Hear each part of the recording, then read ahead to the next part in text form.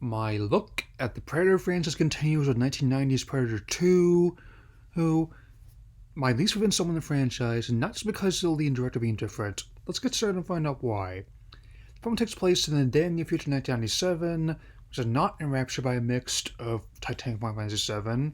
It's instead depicting a war-torn version of Los Angeles. The story backdrop will be problematic for a number of reasons, and I'll just why in a bit. Now, even though this movie had a higher budget than its senior, with estimates ranging from $20 to $30 million, it somehow looks worse. Haven't seen the Predator yet in this film, and this opening gunfight looks like it was shot on a soundstage.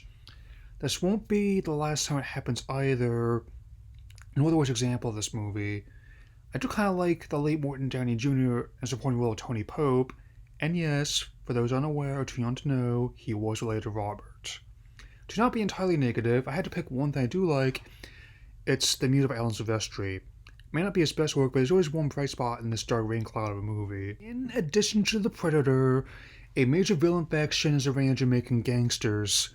This isn't just dated and problematic to our modern lens. The urban panic subtext and connections got roundly criticized at the time.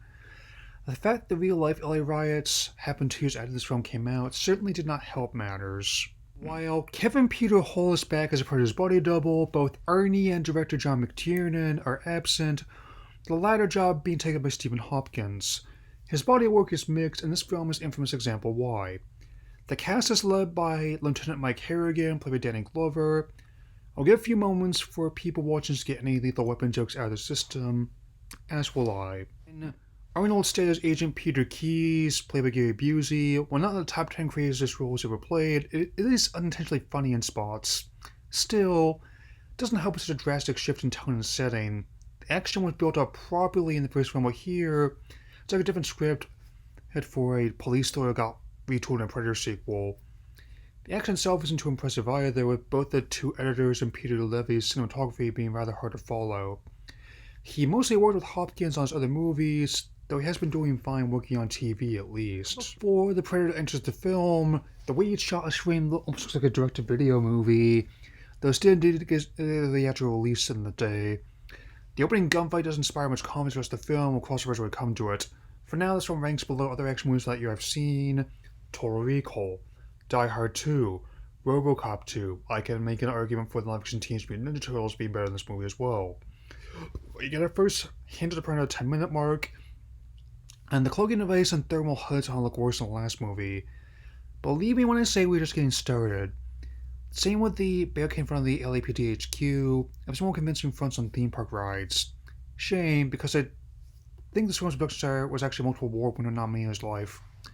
I don't think it's entirely his fault, but again, this one looks like it's not worse than this first despite having a larger budget. Not even the late Bill Paxton can live in the proceedings, as he was a character that always gave it his all, no matter the quality of the rest of the movie, and this is no exception. By contrast, Keem Willie, played by Calvin Lockhart, is making me very uncomfortable as are his followers.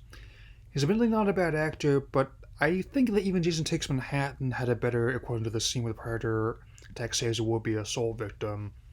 Still, on top of the dated CG, so looking worse than the last movie, so clearly this apartment is one of several obvious sets built for the film, and it won't be the last one either. The whole sequence doesn't really give a good look at the Predator, but a good build-up for the latter. Even Mike, Keyes, and everyone investigating this just feels like a great value version of the camp scene from the last movie. Mike tells Paxton's character, whose name is Jerry Lambert, to keep an eye on Keyes. One major issue with this film is the way they feel a need to have additional villains inviting cops and Jamaican gangs, given how the Predator is more than a efficient threat on its own. Speaking of which, elsewhere someone tries to break into a crime scene. Parking garage outside is clearly a soundstage. Actually, a glimpse of the lights and rigging, and it's not the only time it happens. Actually, it might have been cheaper to film in a real parking garage. The thief is killed and barely see the Predator at all when it happens. Back at LAPD, Mike's confrontation with Keyes further compounds my belief this could have been a completely unrelated script about urban warfare, but the studio shoehorned in a Predator sequel after the first one became a hit. It's not working. At least Lambert is one of the few bright spots in this film, largely thanks to Paxton's performance. Meeting with the forensics lab, they were able to determine it wasn't the gangsters that killed those people from before, maybe not even human. In a sense, we had an instant CSI effect before that show even came on TV. No comment about the Dart Mike Hansen lab tech, starting the worst prop we've seen. That includes a pimp mobile that Mike is following and hotboxing in. Is this a Predator movie or Cooley movie I'm watching? Of course, Mike goes to see an informant who's really not helping with his case for the urban panic criticism either. Performance is fine, but it's like no one told them we're making a cartoon. And instead of informant getting killed by Predator, it evokes more laughter than fear. But I'm kind of thankful they're still mostly obscuring the monster this time. The costume doesn't look as impressive before. We're barely halfway through this thing. Top of the other issues I'm detailing, one of the biggest surprises with this movie is how dull it is. The slow pacing doesn't seem like a deliberate building of tension like before, it just feels like they're doing it just because they can. Now we get the subway attack, and even though it's another obvious set, the idea that everyone on the train is packing heat, even the kids and grandmas, is actually kind of funny. So the actual attack makes me suspect a surprise got the actual release when parts of it almost seem made for TV. Point is, a subway train is actually an effective location for an action scene to take place. If they can't get that right, it doesn't inspire confidence the rest of the movie. Train is stopped, and while this may not be the worst set, the exterior is clearly not a train station. Likely would have been cheaper to rent out an active subway station. Surprised fleeing commuters don't run into Neo and Ninja Turtles going the other way. So, Lambert, my favorite character in this film, is dead. We get a better look at the Predator at 1 hour in. The costume looks like quite the downgrade even in the dim track lighting. I honestly don't care about the frou-frou with the internal affairs, so let's get this over with. The flash of light of the costume make it look like a lot cheaper than it should, which is surprising given the budget. I am unfamiliar with who did the makeup and effects this time around. Stan Winston was occupied T2 and couldn't contribute much to the project. Explains why they're obscuring the suit so much this time around. Mike regroups with Keys, and when the strike team is sent in while they keep watching the remote truck. I know they're technically near the dogs, but this is easily the worst and most obvious soundstage of them all in this entire final sequence. Seeing the Predator in full lighting is also a major letdown, and his helmet looks like a Halloween mask, and his weapons look like they came from a Sailor Party City. That aside, when Mike starts getting locked and loaded to face a Predator, it doesn't feel earned, like with Dutch in the last movie.